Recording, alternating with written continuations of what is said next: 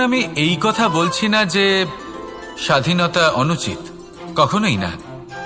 কিন্তু যে কোনো পরিস্থিতিতে স্বাধীন হতে চাওয়া এটা নিশ্চিতরূপে অনুচিত।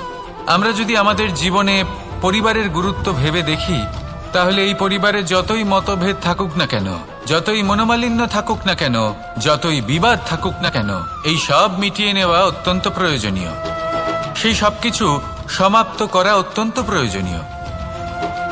কখনো এই পরিবারকে ভাঙতে দেবেন না, কখনো এই পরিবার থেকে দূরে চলে যাবেন না। এই পরিবার হলো আমাদের জীবনের একটা অমূল্য সম্পদ, অমূল্য এক আশ্রয়, যা এই সংসারে হয়তো কোথাও আপনি পাবেন না।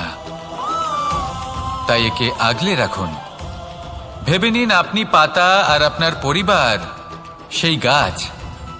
আসুন আমার সাথে ভালোবেসে বলুন,